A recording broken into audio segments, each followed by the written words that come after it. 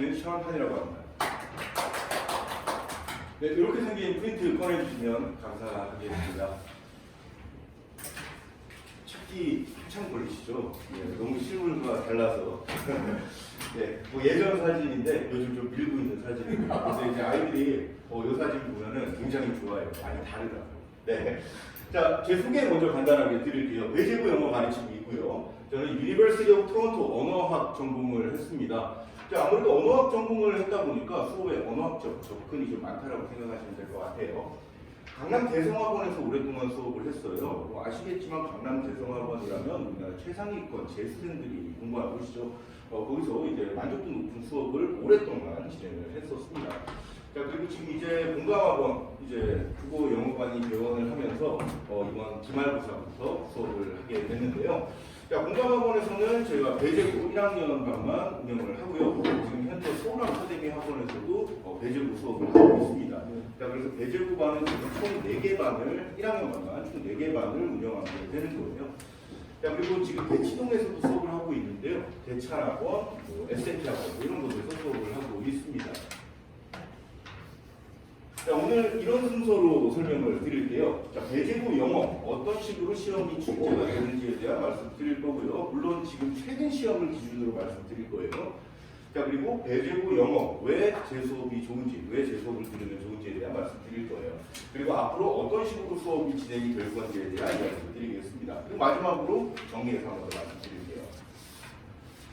자, 먼저 배제부 영어 교재부터 설명을 드릴게요. 다 알고 계시겠지만 이번 중간고사를 한번 치렀기 때문에 그렇죠.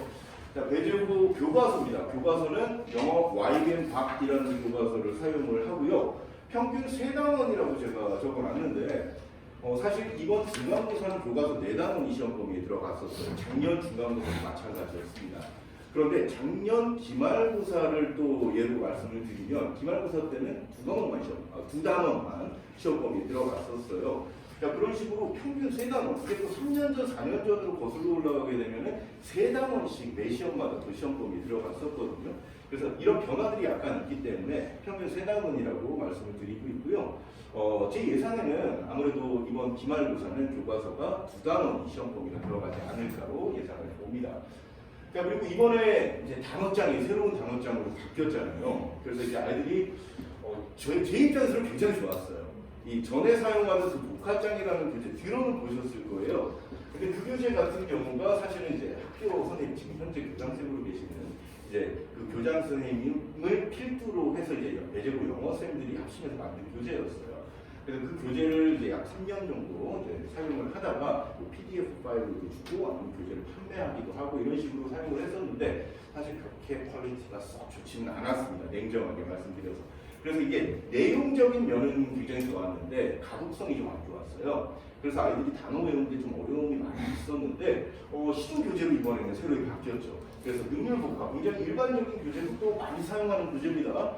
그래서 이 단어 교재, 단어장이 약 400개 정도, 이번 중간고사 때는 390개 단어가 시험 범위에 들어갔었죠. 그리고 기출 모의고사, 이번 중간고사 때는 16개가 시험 범위였어요. 그런데 이거에 대해서 좀 말씀을 드리자면 교과서 시험 범위가 늘어나면 모의고사 시험 범위가 줄어듭니다. 그리고 교과서 시험 범위가 또 줄어들면 모의고사 범위가 늘어나요. 그러니까 지금 4단원이 시험 범위였을 때 교과서가 이제 모의고사가 그래서 16개가 시험 범위가 된 거였고요. 이제 만약에 제 예상대로 뭐 교과서가 2단원만 시험 범위로 줄어든다. 그렇게 된다면은 모의고사 이제 문제가 모의고사 범위가 약 20개 이상으로 되지 않을까로 생각을 해요. 자, 그러면 이번 1학기 중간고사 출제 범위, 출제 비율, 출제 유형으로 나눠서 좀 말씀을 드려볼게요. 자, 먼저 제일 첫 번째로 단어장, 아까 말씀드렸던 능률복합 고교 필수편인데요. 자, 단어장 같은 경우에는 아까 말씀드렸다시피 390개 단어가 시험 범위에 들어갔습니다. 근데 390개 단어의 개수로만 생각하시면 안 돼요. 그런데 이 영어인들이 보통 이 개수에 굉장히 예민하시거든요. 그런데 이 개수가 중요한 게 아니죠. 이 단어 뜻 철자를 물어보는 게 아니에요. 이 단어가 이 문장 안에서 어떻게 쓰이는지를 물어보고 있고 유의어, 반의어 이런 것들을 물어보기 때문에 사실 단어 개수는 크게 의미가 있다라고 볼 수는 없습니다. 그리고요, 교과서는 4단원이 시험 범위 들어갔었고 모의고사는 2020년도 11월 모의고사로 16개 지문이 시험 범위에 들어갔었어요. 자, 그리고 출제 비율입니다. 단어장에서는 총 5문항이 출제가 됐는데요. 객관식으로 4문항, 그리고 서술형의 1문항이 출제가 됐어요. 그래서 배점을 보시면 15.2점, 굉장히 큰 비중을 차지를 하는 거죠. 그리고 배제고가 굉장히 특이한 점이라면 바로 이걸 들 수가 있는데요. 교과서 비중이 굉장히 커요. 보통 타 학교들 같은 경우에는 뭐 가까운 한영고, 광문고를 예를 들어서 말씀드리면 한영고 같은 경우에 보통 단어 교과서가 한 단어이셨거든요. 모의고사 범위가 70개 이런 식으로 일어나요. 그러니까 교과서 비중이 적을 수밖에 없죠. 광문고도 마찬가지입니다. 하지만 배제고는 교과서의 비중이 굉장히 커요. 교과서의 비중이 굉장히 크고 모의고사는 상대적으로 좀 적다라고 볼 수가 있겠죠. 그런데 이게 기말에도 계속 유지된다라고 볼 수는 없습니다. 왜냐하면 아까 말씀드린 부분에서 연결되는 건데 예상대로 이제 교과서가 2단원 출제가 2단원이 범위로 주어지고 모의고사 범위가 늘어난다면은 이 비중도 뒤바뀔 수 있겠죠. 그리고 시험 범위가 얼마만큼 주어지느냐에 따라서 출제 비중 또한 거기에 비례하게 바뀔 수 있다는 점 말씀을 드립니다. 자, 그리고 지금 제가 말씀드린 내용 중에 아까 한영과하고 잠깐 비교해서 말씀을 드렸잖아요. 그 아이들한테 제가 여러 번 얘기를 했던 부분인데 이런 게 있습니다. 그 배제고는요, 저는 참 좋은 학교라고 얘기를 해요. 왜냐하면 시험 범위로 주어진 내용을 전부 다 학교에서 다뤄주거든요. 이게 당연한 거 아니야? 이렇게 생각하실 거예요. 왜냐하면 배제고에서는 다 그렇게 하고 있으니까. 그런데 타 학교에서는 그렇지가 않아요. 타 학교에서는 시험 범위 아까 전에 한영 모의고사 지금 70개 준다고 그랬잖아요. 학교에서 70개 지문을 다 다뤄주지 않습니다. 그 절반 정도만 다뤄줘요. 나머지는 알아서 해요. 그리고 시험 문제 출제해요. 이런 식으로 이제 시험을 본단 말이죠. 그리고 배제고는 최소한 굉장히 이제 선생님들이 책임감을 갖고 그 시험 범위를 전부 다 학교에서 다뤄준다는 굉장히 좋은 긍정적인 부분이라고 보고 있어요. 자, 그리고 모의고사는 39.7점, 13문항이 출제가 됐어요. 그리고 교과서도 보시면은 서술형, 아니 어려운 부분이죠. 이 서술형이 이제 또 2문항으로 가장 많이 출제가 됐다. 이 부분도 보시면 될 것 같습니다. 다음 출제 유형이에요. 이 부분이 이제 가장 좀 중요한 부분이라고 볼 수 있는데, 배제고 하면은 어휘죠. 어휘. 아이들이 이제 가장 힘들어하는 부분이기도 한데요. 자, 서술형 한 문제 포함해서 총 8문항이 출제가 됐습니다. 굉장히 비중도 크고 문항수도 많았어요. 그런데 지금 여기 단어장에서는 5문항이 출제가 됐는데 여기서는 8문항이라고 얘기하고 있네요. 그럼 나머지 3문항은 어디서 나온 걸까요? 교과서, 모의고사. 교과서와 모의고사에서도 단어 문제가 출제가 됩니다.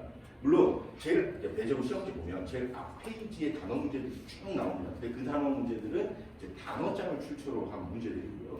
그리고 중간중간에 이제 어휘 문제들이 수능형으로 출제되는 애들이 있는데 이제 걔네들은 교과서나 모의고사를 출처로 한 단어들. 그러니까 그 단어들의 유의어, 반의어들을 이용해서 또는 닮은꼴 단어들을 이용해서 문제가 출제가 돼요.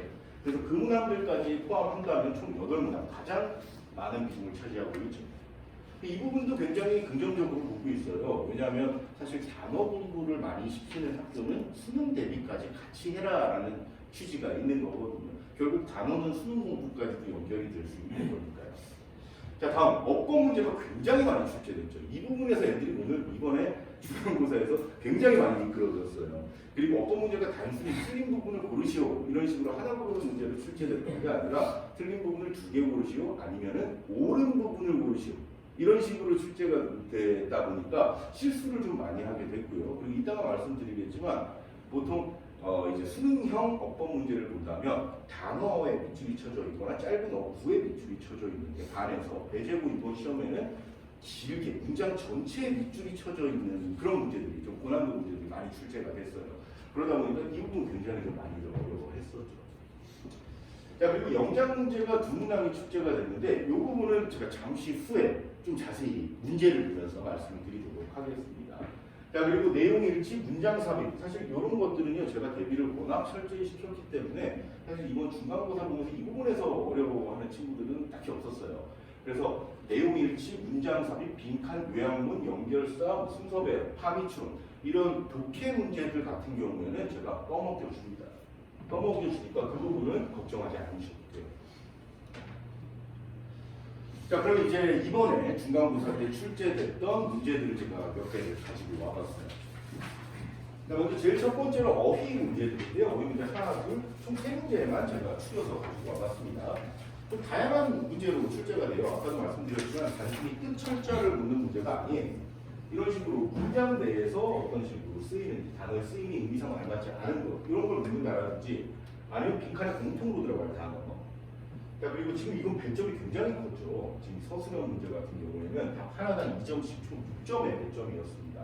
그래서 이게 굉장히 좀 변수가 컸었던 이 문제를 맞췄느냐 안 맞췄느냐. 그런데 이제 아무래도 다행히 부분 점수가 있기 때문에 그 부분은 또 괜찮은 편이죠. 자, 그리고 이 어법입니다. 자, 어법 아까 말씀드렸죠. 굉장히 문장 전체에 밑줄이 쳐져 있잖아요. 그러다 보니까 아무래도 아이들이 아무래도 짧은 어구라든지 단어에 밑줄 쳐져 있는 문제들보다는 훨씬 까다롭게 느끼는 문제들이 되겠죠. 그리고 여기 문제 보실게요. 이 지문에 대한 문제 고릅니다.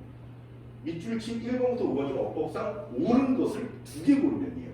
보통 문제들이 틀린 것을 고르라는 문제들이 더 많은 비중을 차지합니다. 그러다 보니까 아이들이 그냥 단사적으로 어법 문제 나오면 틀린 것부터 고르기 시작해요. 이제 그런 식으로 아이들이 문제를 많이 풀다 보니까 옳은 것을 고르라는 건데 틀린 것을 골라서 틀리는 이제 그런 좀 안타까운 일들도 간혹 좀 있었죠. 그리고 또 2개 고르라는 거. 요것도 놓치는 경우들이 의외로 많아요. 제가 배제고 시험 제가 여러 번 진짜 정말 자주 얘기했거든요. 특히 직보 때도 내가 또 얘기해요. 무조건 나온다. 2개 고르시면 무조건 나오니까 그 부분 실수하지 마라. 뭐 이런 얘기를 사실 많이 했음에도 불구하고 이런 데서 미끄러지면 실수하는 그런 친구들이 조금 있었습니다. 자, 다음은 이제 서술형이에요. 서술형을 제가 패턴 2개로 나눠서 가지고 왔는데요. 이건 좀 전통적이라고 볼 수도 있을 것 같아요. 매번 시험마다 이런 것들이 한 문제씩은 꼭 출제가 되는데요. 이 둘의 차이점이라면, 가장 큰 차이점이라면 이 패턴 A 같은 경우에 우리말 해석을 줍니다. 그리고 패턴 B는요, 해석을 주지 않고 빈칸을 들어가요. 자, 그러면 이 문제의 차이점이라면 지금 A 같은 경우에는 빈칸에 들어갈 말이 뭔지를 아는 상태에서 우리말로 해석을 줬잖아요. 그리고 나서 연장을 하는 거고, 그리고 이 문제 같은 경우에는 빈칸에 들어갈 말이 뭔지를 먼저 파악을 한 다음에 그 다음에 연장을 해야 되는 문제가 되겠죠. 그래서 이 두 가지 유형이 항상 하나하나씩 출제가 되는 편입니다. 그리고 지금 이 서술형 2번 같은 경우에는 또 다른 이제 좀 특징이 뭐였냐면 변형이 됐어요. 원래 원문에 있었던 답, 그 문장하고 좀 차이가 있었습니다. 답하고. 여기 이제 관계대명사 비동사를 추가해서 연장을 하는 문제였어요. 이 조건에 사실 원문에는 이 that과 is가 없었는데 이 조건에 that과 is를 반드시 사용해서 연장을 하라고 조건을 주고 있기 때문에 원래 원문과는 다르게 관계대명사 비동사를 추가해서 연장을 했어야 하는 이제 그런 문제였기 때문에 그냥 단순 암기로만 공부했던 친구들 같은 경우에는 여기서 이 that is는 어디서 나온 거지? 어디다 넣어야 되지? 이제 이런 것들이 조금 문제가 됐을 수 있겠죠. 그래서 대제부 시험은 절대 단순 암기로만 해결이 불가능합니다.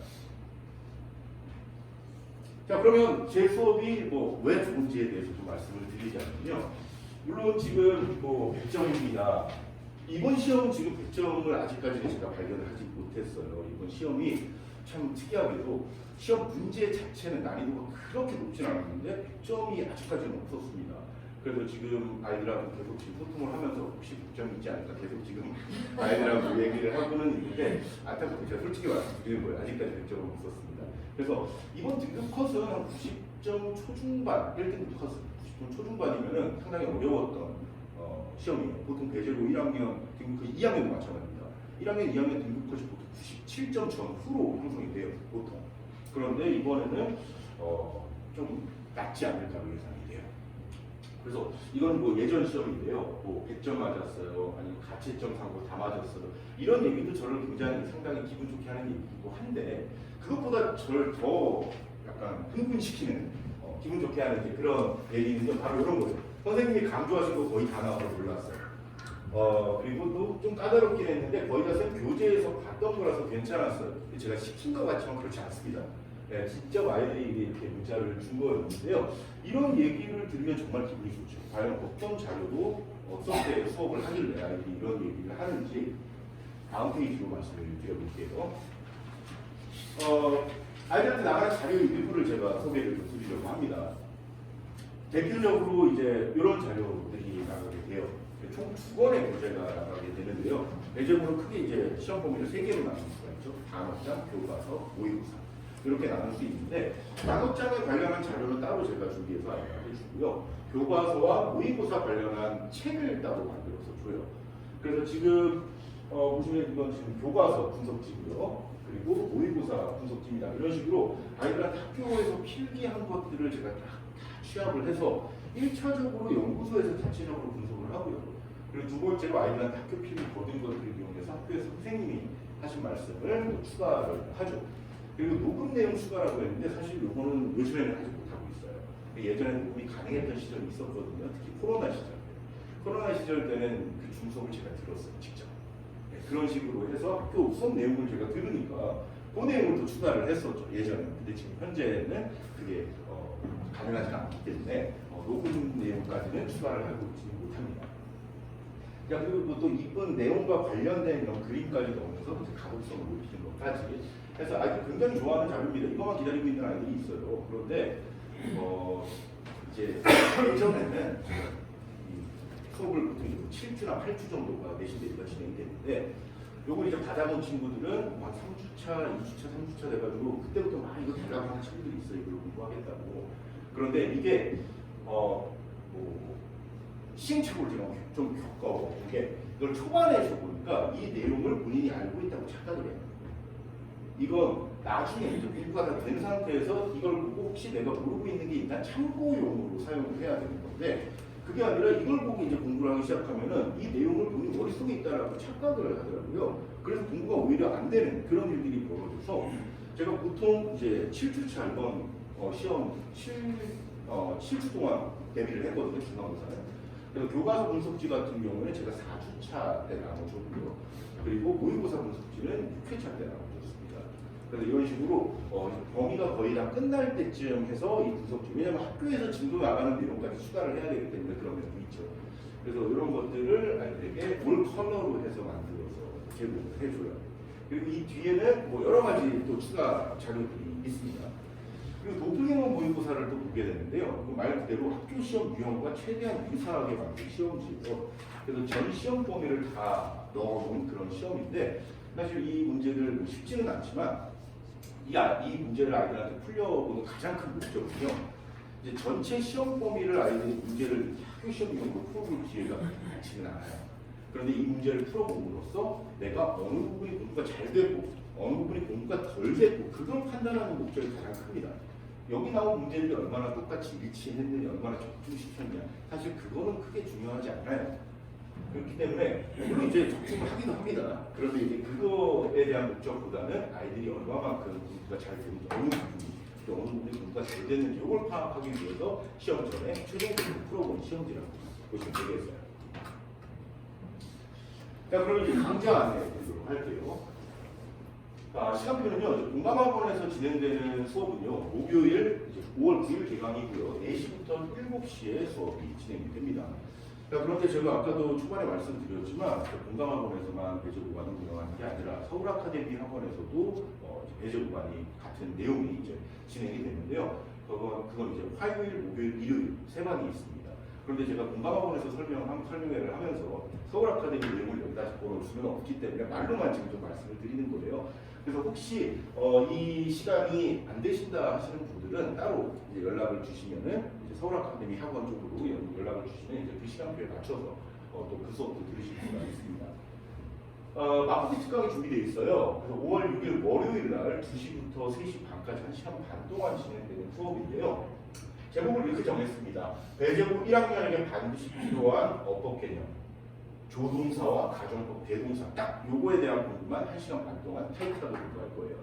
그래서 배제부에서 이제 어법 문제 아까 보셨지만 1번 문제가 나왔잖아요. 그 1번 문제 나온 것 중에서 특히 가정법 아이들 굉장히 많이 어려워하고요. 그리고 대동사 이거는 무조건 출제되는 문제 중에 하나거든요. 근데 조동사는 왜 넣냐? 가정법 공부하면 조동사가 빠질 수가 없어요. 그래서 요 세 가지를 1시간 반 동안 딱 임팩트 있게 하는 수업을 5월 6일에 진행하니까요. 이 특강도 꼭 하시기를 추천합니다. 강의 특징 그냥 한번 쭉 읽어보시면 될 것 같아요. 그리고 관리 이 부분 좀 말씀을 드리자면 사실 관리를 가장 걱정을 많이 하세요. 그래서 제가 뭐 학생이 전문 인원이 아니다 보니까 그 많은 인원을 어떻게 관리를 하느냐 이렇게 좀 걱정을 하시는데 클리닉 이런 식으로 진행이 됩니다. 그래서 화, 목, 토, 일 중에 선택을 해서요. 필수 클리닉을 한번 꼭 와야 돼요. 그래서 4시 반부터 8시 반까지 이 중에서 시간을 선택해서 오면 되거든요. 그래서 그 클리닉이 진행되는 소요 시간은 약 1시간에서 1시간 반 정도 생각을 하시면 돼요. 그래서 클리닉 시간에 진행되는 것들은 사실 이게 지금 공감학원 수업 기준으로 말씀을 드리면 목요일에 수업이 있잖아요. 그럼 제가 추천드리는 요일이면 토요일, 일요일, 화요일입니다. 이 얘기는 지금 목요일만 빠져죠. 정 시간이 안 된다면 이제 목요일 수업 끝나고 클리닉을 하기도 하는데 이제 그것보다 제가 더 권장을 드리는 바는 토요일, 일요일, 화요일 즉 중간에 점검을 하는 게 굉장히 중요해요. 그래서 제가 클리닉까지 해온 숙제를 따로 정해주고요. 그리고 본 수업까지 목요일까지 해온 숙제를 따로 정해주거든요. 그렇기 때문에 중간에 숙제를 한번 점검을 하고 그 숙제 안 돼 있으면 당연히 클리닉 시간에 숙제 다 하고 가야 되고요. 그리고 그 공부된 부분까지에 대한 테스트도 클리닉 시간에 보게 되고요. 그리고 클리닉 시간에는 또 이제 테스트 말고도 클리닉 시간에만 해야 되는 또 추가 문제들이 있어요. 그래서 그 문제들까지 다 하게 되면은 한 번에 통과를 했을 때는 1시간이면 충분히 할 수 있습니다. 그런데 이제 통과를 못했을 시에는 이제 재시험을 보고 이런 식으로 이제 진행이 되기 때문에 좀 오래 걸리면은 2시간, 3시간까지 걸리기도 해요. 그래서 숙제가 잘 돼 있고 한 번에 통과를 다 했다. 그러면 1시간 안쪽에 끝낼 수 있는 클리닉이라고 생각하시면 되겠죠. 자, 그리고 제 수업은 100% 모든 수업이 다 동영상으로 녹화가 됩니다. 그래서 원하는 학생들에게 오늘 필기를 좀 놓쳤다, 아니면 오늘 지각을 했다, 아니면은 뭐 결석을 한 경우에 예전에는 그냥 동영상만 보내줬는데 그러니까 이제 결석률이 좀 많아요. 그래서 그 결석률을 줄이고자 올해부터는 제가 학원에 와서 보게끔 해요. 태블릿으로 제가 태블릿을 구비를 해놓고 결석을 했어요. 그러면 그 해당 수업을 학원에 와서 관리 감독 하에 들어야 됩니다. 왜냐면 영상만 보내주면 애들이 잘 안 듣는 경우도 있거든요. 그러더니 그렇게 했더니 결석률이 확 줄어들더라고요.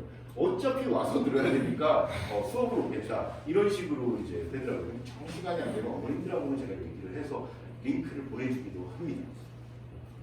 자, 그리고요, 24시간 질문 카톡방을 직접 제가 운영을 합니다. 언제든지 카톡 이용해서 질문을 해도 돼요. 자, 그래서 수업이 보통 평일 같은 경우, 주말도 마찬가지지만 한 10시에 수업이 끝나요. 그리고 제가 연구소가, 미사역에 연구소가 있습니다. 제가 집이 미사여서요.